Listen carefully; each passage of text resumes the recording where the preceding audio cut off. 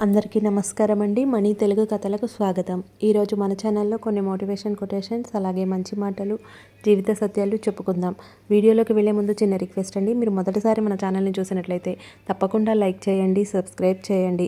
మీరు చేసే చిన్న లైక్, సబ్స్క్రైబ్ అనేది మాకు చాలా ఉపయోగపడుతుంది. తప్పకుండా చేస్తారని ఆశిస్తున్నాను. ఇప్పుడు వీడియోలోకి వెళ్దాం. కాసేపు ఆక్సిజన్ అందించి ఊపిరి నిలిపే వైద్యులను దేవుడని అంటున్నాం. బతికి ఉన్నంతకాలం మనకు ఆక్సిజన్ అందించే మొక్క విలువను గుర్తించలేకపోతున్నాం. జీవితం అంటే ఆస్తులు, అంతస్తులు కూడబెట్టడం కాదు, చుట్టూ ఉన్న వారి మనసులో కాస్త చోటు సంపాదించడం. అర్ధరహితమైన మాటల కంటే అర్థవంతమైన మౌనం చాలా గొప్పది.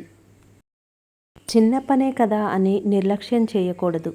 చిన్న విత్తనం నుంచే మహావృక్షం పుడుతుందని మర్చిపోకూడదు.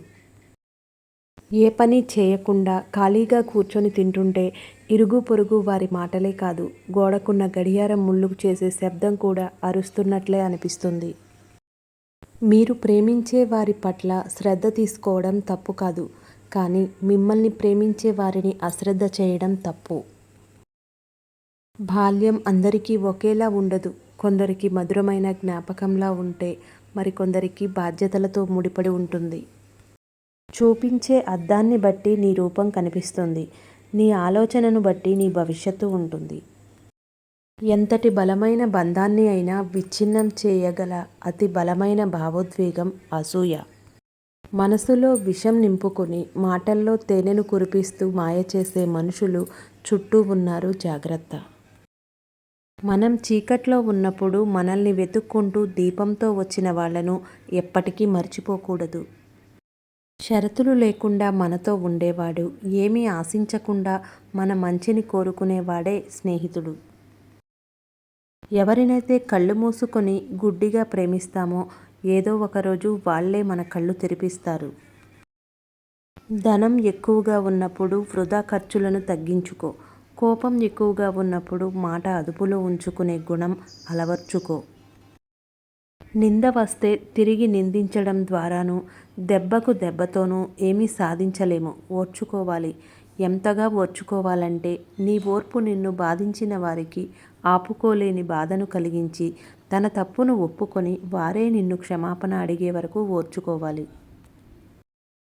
అజ్ఞానం దుర్వాసన వంటిది, నీకు తప్ప అందరికీ తెలుస్తూనే ఉంటుంది. ప్రేమను మరిపించగల శక్తి ఈ సృష్టిలో దేనికైనా ఉందంటే అది ఖచ్చితంగా ప్రేమే అయి ఉంటుంది. మనం కష్టంలో ఉన్నప్పుడు మన అనుకున్న వాళ్ళ నిజస్వరూపం బయటపడితే అక్కడితో వాళ్ళను వదులుకోవడం మంచిది.